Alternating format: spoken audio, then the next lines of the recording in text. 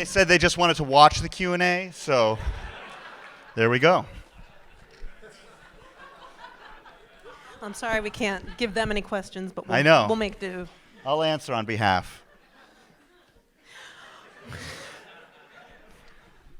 Well, we have a lot of ground to cover because, as with all of the episodes in the series, these are two incredibly dense... Sorry about that. The enthusiasm was too much, I feel. I like that you did this at the second one of these Q&As. Yes, exactly. Yeah, that was a long game here. Yeah. So just to dive right in, because I think there's a lot to talk about here.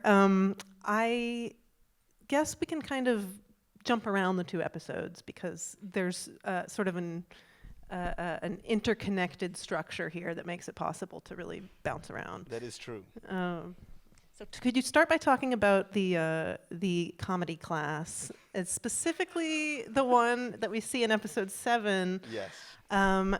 There's a discussion of self-awareness, and I think self-awareness, or the lack thereof, or the struggle to achieve it, is sort of central to both the comedy of the show, but also sort of the pathos, and ultimately the just sort of what the show is doing with the characters of Asher and Whitney and Dougie, but in a way that is far more complicated than the breakdown of how self-awareness and comedy work together that we hear in this comedy class. Mm-hmm. And so basically, because we hear this sort of theory of comedy espoused by this teacher that comes into conflict with the comedy that we are experiencing and seeing in the show, what went into the writing of that scene specifically and the construction of that teacher's idea of comedy and the juxtaposition of it with your comedy? Well, the interesting thing about that actor was he happened to also run an improv class where he taught people who comedy wasn't their first kind of, he taught them how to be better at it. So we were lucky to have a great partner in that scene. But it was actually a very difficult scene to edit specifically because it is a really fine balance of misunderstanding, which I think does exist in the show. You know, that you think you've said something to somebody else and you think it's very clear, but it turns out it's been completely misheard or completely misunderstood. And in this instance, it was really just a matter of like what he's saying seems correct, but you need to be properly self-aware to pull off one of those jokes. You know, Rodney Dangerfield is so great at it because you can tell that he does feel comfortable in his own skin. And I think the show is dealing with that a lot, which is who is comfortable with what their feelings are and what their identity is. And I love these two together because specifically Whitney and Emma goes through a different kind of a new phase per se, and it's almost like the class is a reflection of what everybody's doing all the time, even here, sitting here. You know, when you go outside, it's a matter of like, how do I function in the world? And the fact that there's a class for that makes sense because it's pretty hard, you know? And then at the same time, it's the class feels futile at a certain point because putting it into words deflates. Of course, yeah, exactly. And then when you start hearing things out loud, they completely change. You know, that we knew what he was talking about when he talks to Asher, but then when you hear it said, you realize, oh, maybe things aren't supposed to be spoken. And there's a whole level of just etiquette and whatnot, and how, and also just the misunderstandings that the class has of the teacher, and then the teacher turning the tables on Asher just to get out of it for scot-free. So it was a very, the hard part of it was kind of keeping it obscure, but also having him try to have a point and have him try to have this kind of joke. And I think one of our proudest moments is the mothering joke. You know, I think that's a really good joke. Specifically how he reworks it to how he said, you know. So those were fun just because it is a way to get, even though we're so meta in the show as it is, this was another level to just kind of have fun, but within the context. And it isn't actually, it's what he's doing, you know. And it's also just interesting because specifically with TV, and I mentioned this last time, you can span time with characters, and that allows you to kind of search and find whether or not they are truly who they say they are, and you can spend the time with them in different environments. When Whitney is alone with Kara in episode 7, it's a very different dynamic, and she is doing something very differently than before.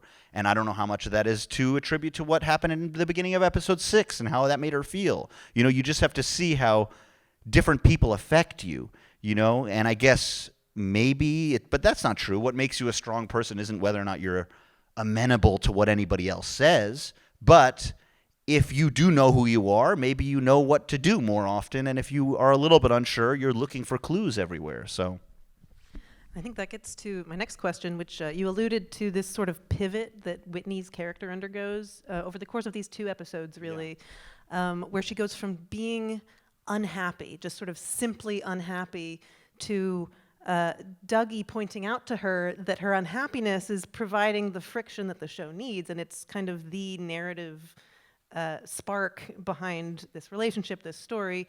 And once she hears that, then suddenly she perceives her own unhappiness as something that others are making something of. And it's probably like that's a very honest conversation that they're having.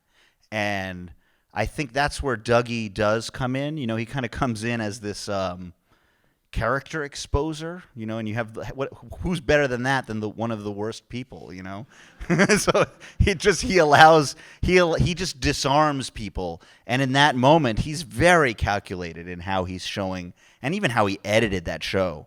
And it was actually really funny because the last time we were here, everybody laughed when Dougie said, "Yeah, go for it, just do it, no conflict, no nothing." That's why, is because he knew that he was going to just basically show her the most boring show that ever existed. And even if it's her dream, she's never made a TV show before. She doesn't know what it's actually going to look like. So it is also just kind of, Dougie's trying to create something, what he feels is important.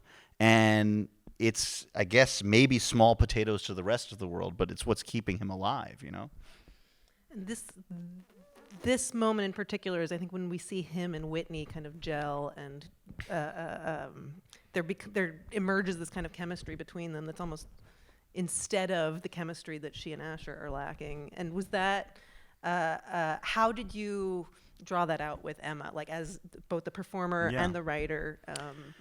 Well, it's almost like Dougie realized how to work with Whitney in a better way. He's been prodding Asher for different kind of clues and tricks, but he kind of, I think, figured it out.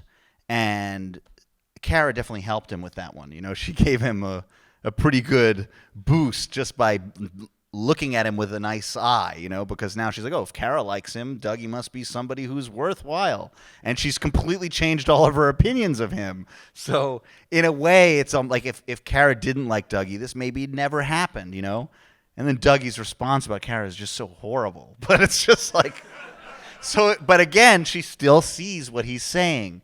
And it was just, the thing is what I find really fun also on the show, what was really positive is those are long scenes, where the two characters are kind of talking about something. We had one, I guess, with Dougie and Asher at the last time, and this time it's Whitney and Dougie. And those moments are just they were a lot of fun because the cameras are so far away from us that you literally could just move around the room and just condense 10 pages together and just do it. It's the closest I've ever gotten to a play, I guess, but you really are just kind of feeling and playing off of each other, and it is really alive in that moment. And I think that you feel that when you watch it. I certainly do. But she was so kind of concerned with, still even in that moment, kind of unsure of whether to let Dougie in or not. But that's why I think he had to show her what it was that she wanted to do. And the Beetlejuice thing definitely broke the ice. So we see in these episodes and throughout the show, but they sort of build as the series progresses, these sort of almost uncanny moments of, grounded in sort of a realistic register, but moments of something being off, or that when Asher finds the chicken is for sort of the most over the top example of him latching on to that uncanniness and sort of letting it fuel his paranoia and his. And what was your approach to sort of constructing those moments and finding when in the course of the narrative to intersperse this sort of very grounded reality-based, it's a reality television show. It's very much sort of lulling us into thinking it's the reality we know, but there are these sort of eruptions of uncanniness. Yeah, it's you don't necessarily treat them any differently. I think around that, you pretty much see everything. And we even go to the security camera, which is very difficult. Just as a practical level, you got to shoot all the security camera footage. So we had to do it was so hard, you have to set up a security camera, record it to a hard drive so it looks a specific way, and then you have to okay, go, and send people into the room and send them back, and you actually have to do all of that mundane stuff, and you don't realize that, but you have to do all that reconstruction. So physically, it was actually very hard.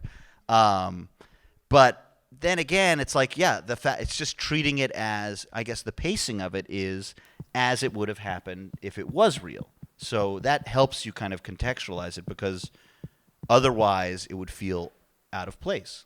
So, yeah, I don't know. Then it was definitely getting the perspective of the firefighter about what they're doing to the place was also interesting, because not everybody agrees with brownouts and stuff like that, I guess. This also kind of, so another thing I wanted to ask about that this particular viewing format I think lends itself to is, so drawing the connection between the ending of the 6th episode and the beginning of the 7th episode, and then the ending of the 7th episode. But just the centrality of Nala, the child, to this sort of storytelling rhythm that you're setting up, where these scenes of her and Asher in the end of the one episode and then her in gym class seem entirely distinct from the flow of events that's sort of carrying us forward in the plot. And yet seeing the sort of punctuation marks bookending these episodes really leaves a very strong impression of the fact that without saying much, she is very much sort of the dynamic force at the center of all of what's going on. Well, the thing is as you're watching the show, you're getting so caught up in their lives that you almost forget that they're still there in this house that they own, and they're still kind of doing what they feel is taking care of them. And so when we check in with her, we're seeing the effects of that, and I think that's pretty much it. And it was important to see that, and specifically how people are dealing with their own insecurities or their own feelings and where they look to try and find answers. I think that says a lot about people. I want to make sure we have plenty of time for audience questions, so I'm going to go ahead and open it up. I have more if others don't, but if you raise your hand, I believe we have a mic. Yes, so if you raise your hand, I'll call on you, and then one of our mic runners will come. I see a hand right here in the front.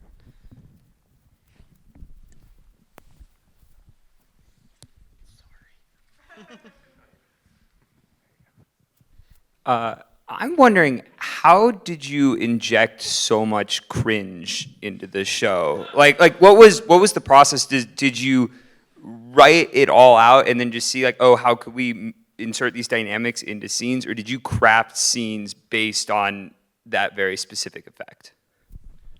I don't think it would be effective if we approached it from that point of view, because then you're not nice. No, I don't know. It's I don't think we definitely weren't after making people uncomfortable, and making them cringe while watching it. I will acknowledge that even being in these rooms for the first few episodes, I feel it, So it's definitely there. And I think what it is we're not, again, we didn't go into it with that idea. All we went into it with is we want to show these moments, and we want to show how they've come about and how they're thought of.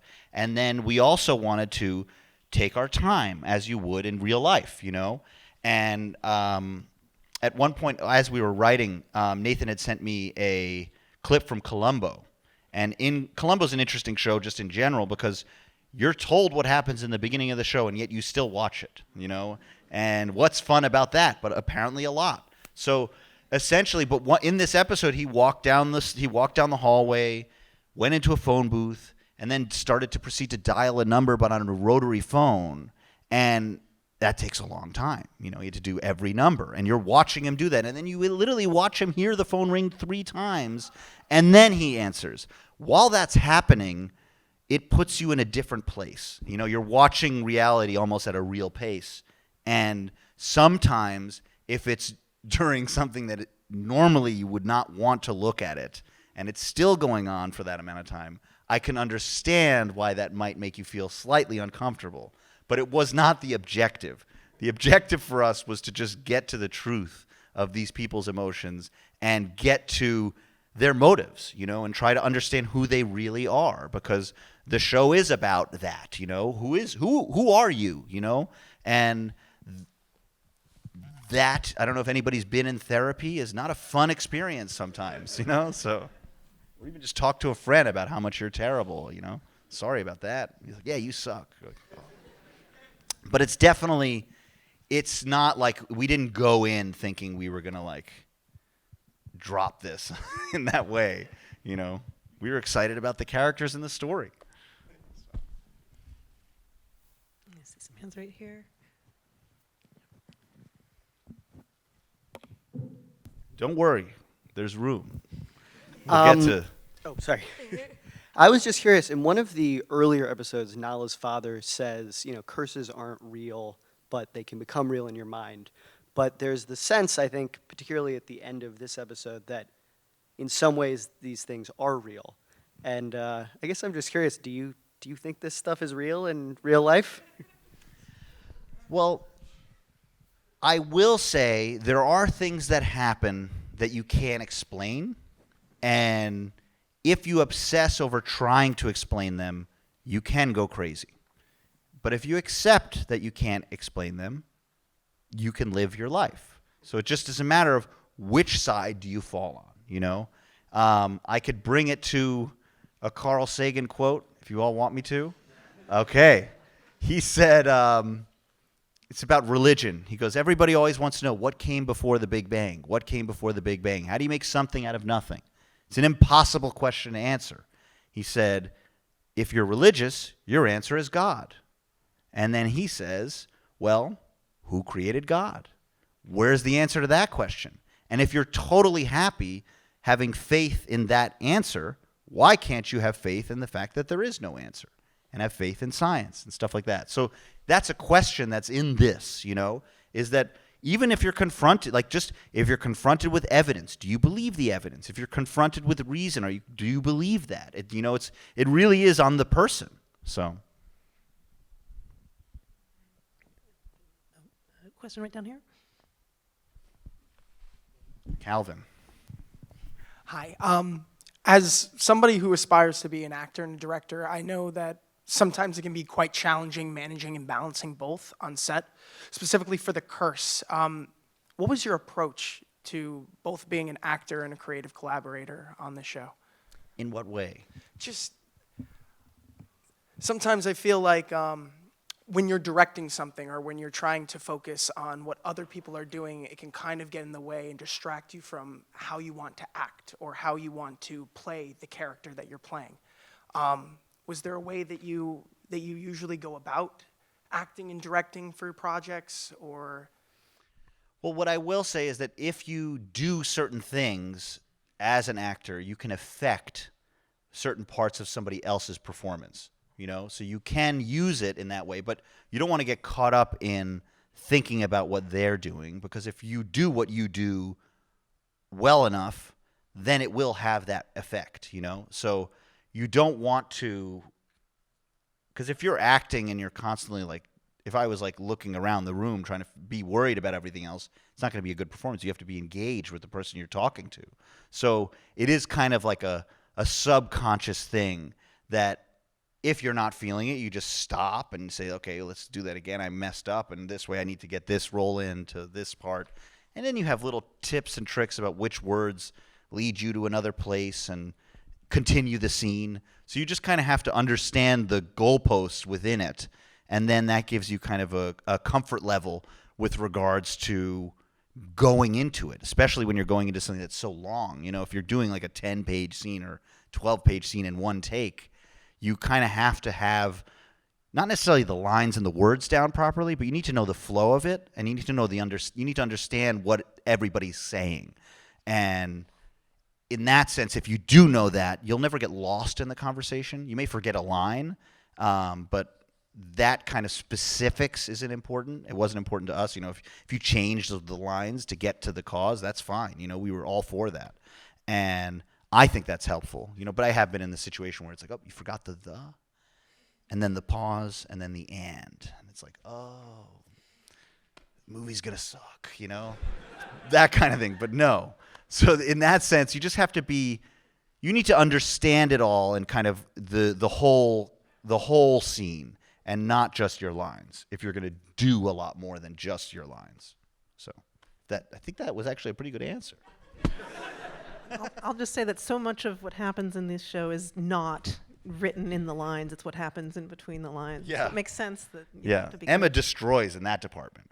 I don't know how. It's like the control over the face is just insane. But Let's see, right here.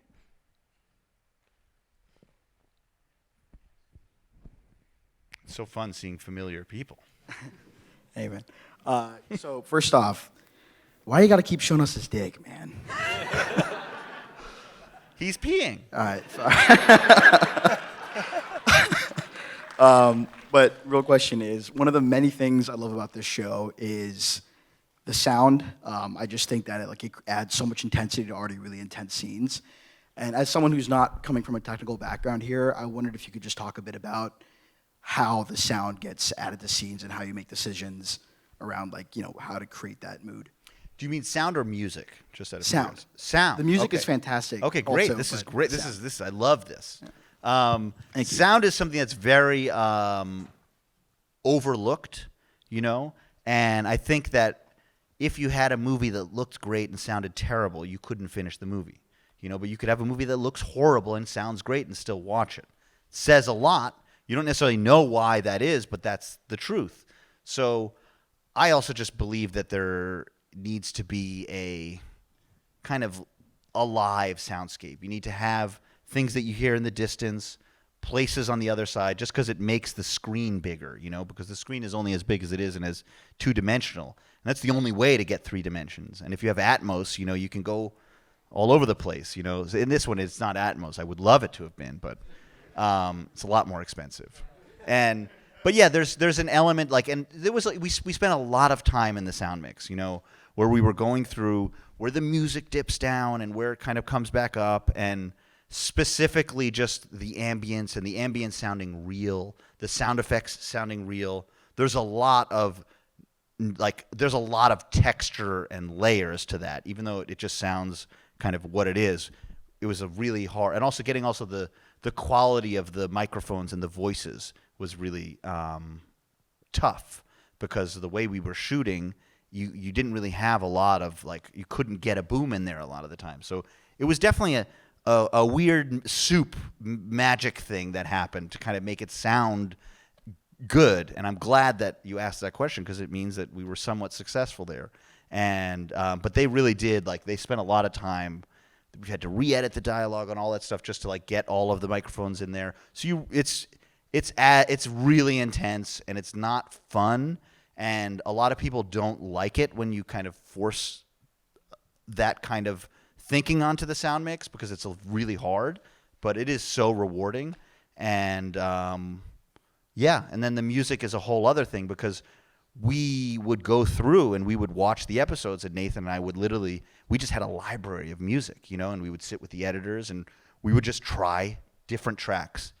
Just try it. And none of it was made to picture. So you would literally put it in, and if it made you feel something, great. If it didn't, it was gone, you know? So you just kept trying it, and eventually it worked. And the reason it worked there were no words. It just did, because the music exists on like another plane. And whenever Alice Coltrane comes into the show, it means that it's not judging or telling you anything. It's just telling you pay attention on another level, because what you're seeing here, she has knowledge of, but we don't. Oh yeah, there we go. I'm going to try to get some in the back of the room now. I see at one hand guy in the red. Yeah. Oh. Hi. Not to ask too many questions about the micro penis, but I was surprised. Like you started the conversation about the comedy scene, and I was actually surprised as that scene started that he would have told the teacher that he was insecure about his penis, and then it kind of, because I didn't think he respected that guy. And at the end, that became clear, kind of the way he left the scene. I was curious if there's anything you can add to like Asher's character about why he would have told the teacher that, and then I guess maybe largely like why you guys gave Asher a micro penis. Because there's other ways to make somebody insecure. We didn't give anything, you know. The truth is it's like when specifically with the teacher, you know, Asher's the kind of guy who likes data. You know, he likes data. And he likes collecting information, you know, as you see him with the recorder writing down all that information. So I do genuinely believe that he went up to the teacher and said, look, I'm having a really hard time with like all these people around me and nobody finds me funny or this. And he's like, I could see him broaching the subject and saying, is this something that would be inappropriate? And because it's the same way he asked the doctor about all the stuff about Whitney when she just got the shot to take care of the ectopic pregnancy. He starts asking this doctor the most insane questions, and he's like, so what about this? And he has no shame. You know, he just wants to know the answer. And so I can actually see Asher going in and confiding in him, but then the guy probably said, yeah, it's probably not a great idea. But then in the moment realized, oh, I can help him here. This is something that he can do.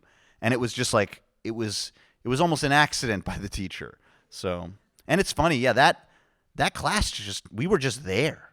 You know, we just filmed the class. It was really, no, I'm just kidding.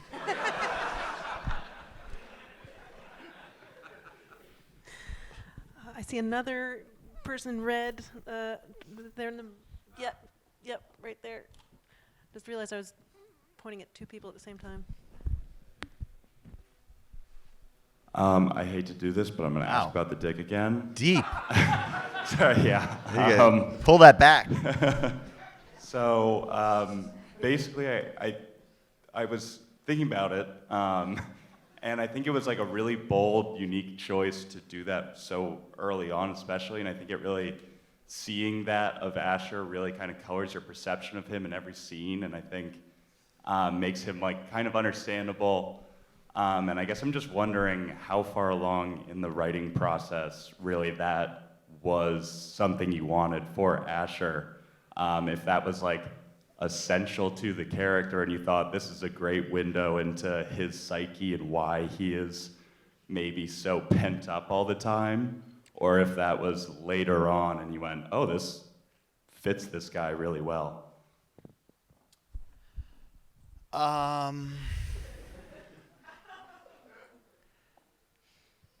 So, I guess episode 1, you know, was really, you know, when we decided to work with that information. So, you know, that was just kind of the thing where it made sense, you know. So that's, I guess, as clean as I can say it. But yeah, I don't know. We can go on to another one. Yes, right there. Hey, there was a theme in episode 7 of the putt-putt manager as well as the bank teller. They were getting frustrated with their employees, and they had to, you know, like do things themselves, and it seemed to be pretty clear. And you also just mentioned misunderstanding. I was wondering if you could speak to those those side characters and what was going on there. I don't know. It actually was. It wasn't until afterwards that we realized, wow, everybody's mean to their employees. Like that's just what we were showing. but specifically the bank teller was really happy to do that one. You know, you could just tell he really like got it was, and even the other guy, he never yelled in his life. It was so hard to get him to yell, and yet then given the permission, this guy just like went for it. So I think it is, yeah. Again, it's just about misunderstanding. It's about power dynamic, and it's just about aggressive, passive aggressive, like all these different levels of that when you're dealing with people. You know, it's just so in that sense, it was almost like an accidental. It was just in the air, you know. So that one just kind of fell in. I forget what Nathan said to the bank guy. But it was like, he just, like, that was his move, so. I see a hand right there. Yep. The chiropractor scene. What was that? What? You'll have to find out.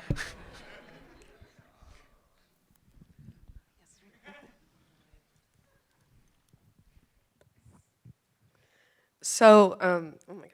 This might be a stretch, it might be intentional, but I thought one of the most moving moments was the nail in Asher's hand, and it made me kind of have this thought of a similarity to Asher kind of starting to be crucified by the people around him, nail in the hand. I don't know if that was intentional, but I find a lot of the like spiritual and like ominous elements of the show really interesting, especially when it's such a fucking funny show. So I was wondering if you had any thoughts about how you guys kind of balanced these like really dark religious spiritual elements while also having a comedic show in general. I think what was so exciting for Nathan and I was that we didn't have to pick a lane. You know, we could do all of it sometimes at the same time. You know, that was really fun and exciting to kind of go into it, because you're right, there is a lot of religion and there's a lot of belief and there's a lot of like dogmatic ideas in the show. And there's even a callback to the Sikh community in Española in episode 7, which was a big deal. You know, while we were there, we saw it firsthand. And the fact that happened to be in Española was just like crazy to us.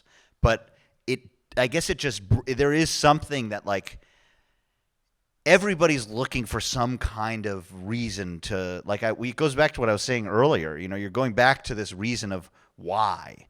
And everybody has their own answers, and I think that people are struggling with those answers in the show because their world has been shaken in one way or another, and we're watching the kind of aftershocks of that. So, but that's definitely a great question. I thought you were going stretch, and I'm like, please don't.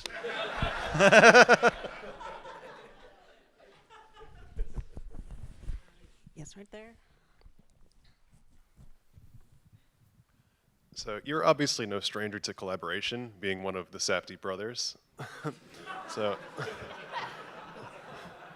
And you and your brother are famously very film literate, you know, and I imagine that lends itself to being very helpful in crafting scenes. You can reference emotions or, you know, how it made you feel. I imagine like you and your brother have that connection there.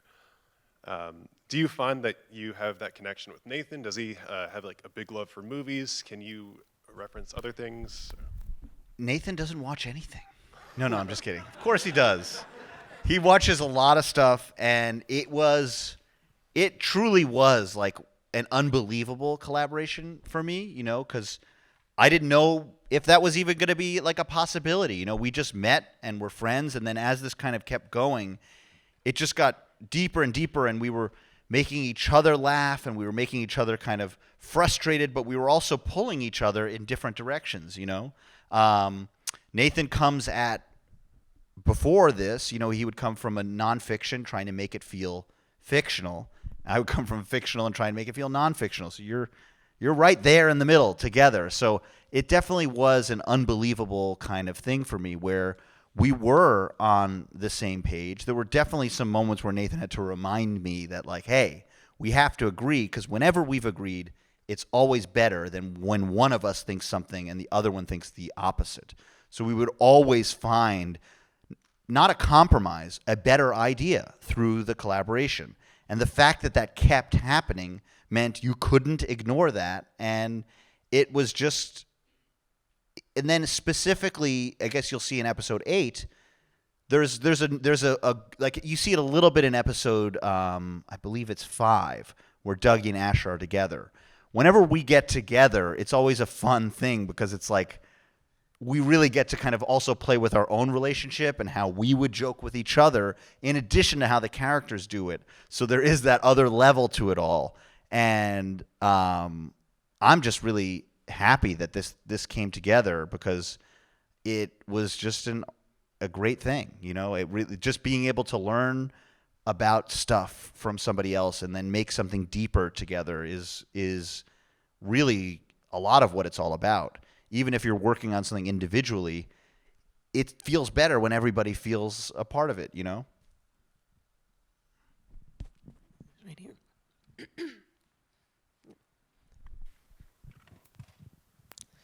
Hello. Hello. So I was curious how you guys landed on Española. We've spent a lot of time in like La Masia, Española, that area, and Are we you love it. from New Mexico? No, I went to school in Colorado, and we would drive down. So when we saw there's a show about Española from you guys, we were like, okay, this is gonna be the best thing.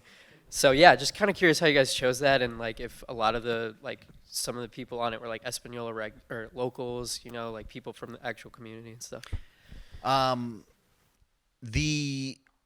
It's funny. The interesting ideas come from uninteresting places sometimes. We had a certain budget to make the show, and there was a specific list of places or states that had tax credits. So we looked at that list, and then we said, where is the most interesting city in this list of things? And we looked at Dallas, we looked at Tulsa, and then we looked at Santa Fe, and then when we kind of were understanding and researching about what each one had, we knew that we wanted a place that had issues with because a lot of the way that these shows work on HGTV is they find a burgeoning, young, great city that's kind of up and coming, but people are now starting to get priced out of that area. So then they basically do like a compass, and they do like a 25-minute radius around that major metropolis.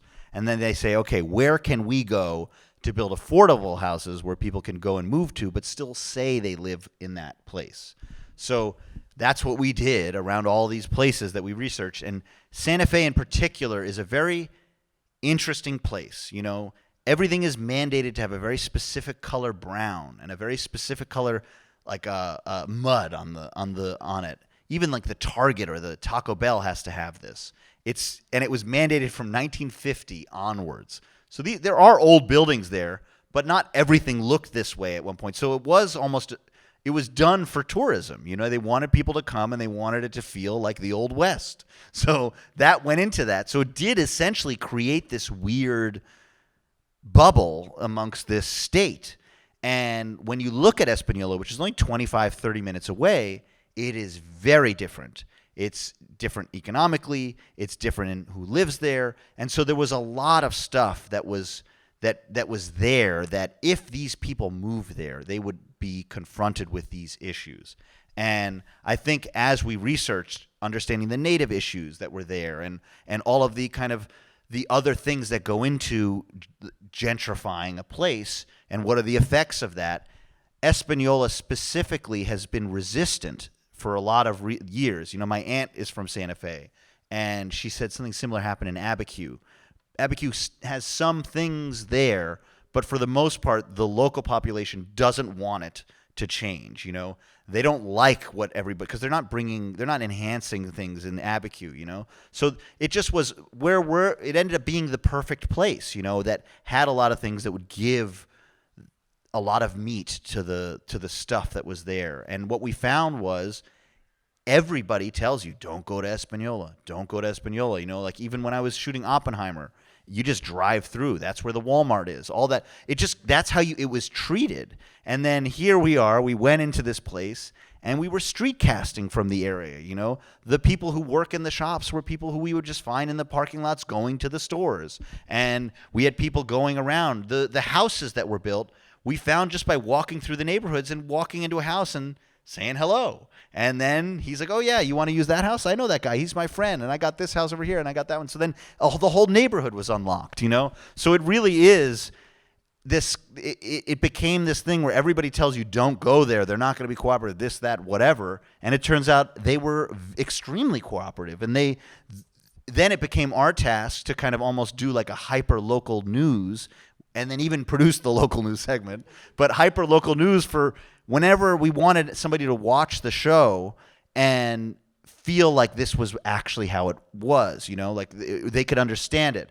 And I will say, the most interesting thing is, for a place that everybody says is so terrible or whatever, everybody asks me about Española. Everybody who is from New Mexico, because it has a history there. And yes, it's had struggles and it's dealt with a lot of like drugs and a lot of other issues, but it has a resiliency. And I think the fact that everybody who drives through can't get it out of their heads says a lot about the place. I see a hand in the center in the back, right? Yeah, if you just keep it up. Here comes the mic. Hi. Oh my God. Hi, thank you so much for being here. Congrats to Cardboard Emma on her nomination. Very excited. Congratulations. Yeah. Well deserved, right? Well, Let's hear it. Let's give it up for Emma. Very well. Yeah.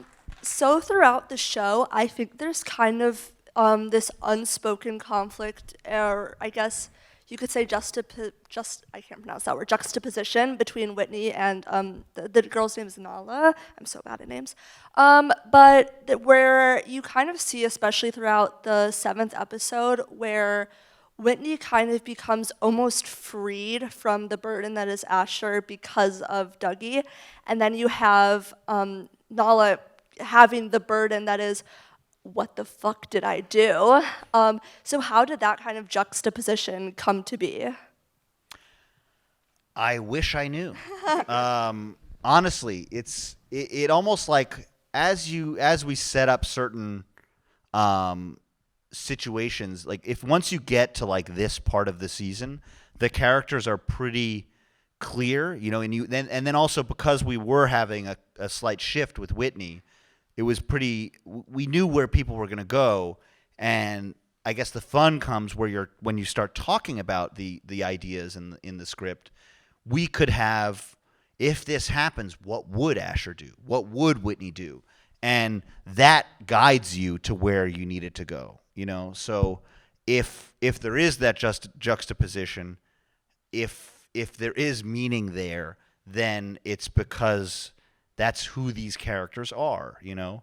I don't think that, I wish I could say it was like intentional or whatever. But it was, I think if you focus on who the people are and then move through it, and then also just have an idea of, I don't know, that will happen, and it'll seem like it's on purpose. And there is definitely stuff that we did that's on purpose. I don't necessarily want to validate directly what you're saying, because I think that what Asher's dealing with is very different than what Whitney is dealing with, and I think that is important. So I'll leave it there. And I go, like, now more questions. I love it. That's the keys. If we keep this going until they tell us, get out of here, and then we'll be like, we're not, you know. And are you open to moving it to the lobby? I am open to moving it to the lobby. There's a whole room, right? There's a whole spot. Yeah, we're not there yet, but okay. We may hit that point. Great. But for now, let's keep it going. Yeah. I see one right here. How's it going? I just want to ask, what's up with Dougie? Like, what was the inspiration behind his outfits and like what he's wearing, his hairstyle, his overall vibe? Yeah. He feels very familiar to me, like rocker guy. Yeah. That's like very cringe. Yeah.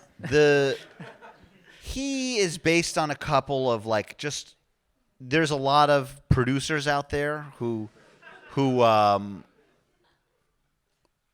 who want to feel like they're doing something more than what they're doing, and so the dress and stuff like that was based on that. I remember at one point there was while we were making the show, it was the whole Johnny Depp trial, and there was something where he left the courtroom with his hand up, and when he held up his fist, I zoomed in and sent it to Katina, the costumer, and I'm like, we got to get whatever is happening on that hand, because there were so many different textures and different sizes, and it was just like.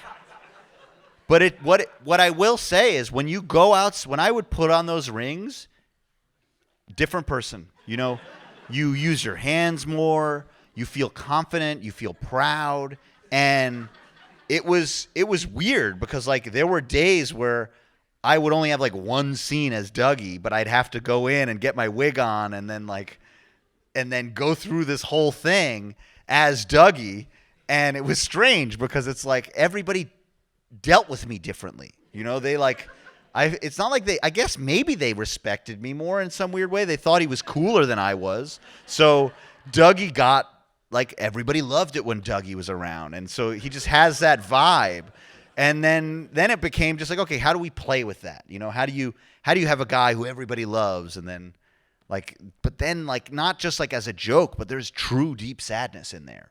And when you see it, that's not funny. And I guess it's just a sign that you don't know what people are going through, when you see them or if they're smiling, you don't know. And so it's just a reminder to kind of keep that in your head just as you move through the world. But it definitely was one of the more fun things that we had to do while picking.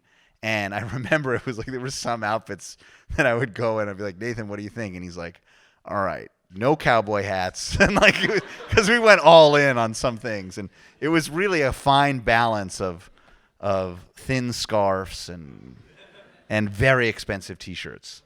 That's the one thing is it probably hurt me because I was like, oh, these are really soft and nice, and $300-400 for a shirt, and the jackets were $1,800, and it was really expensive. So, but again, when you put all that stuff on, you feel it. So that I'm wearing expensive shoes and expensive jeans, and yeah, they're ripped, but they're cool, So you have this. It really does change your being in a lot of ways.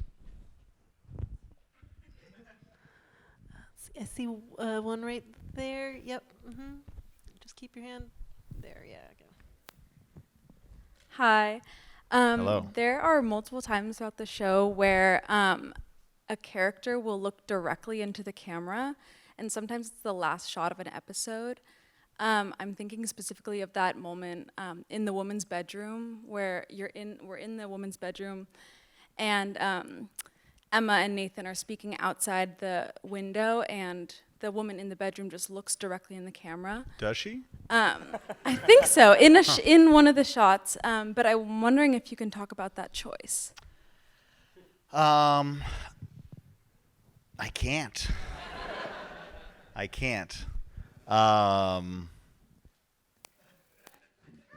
Yeah.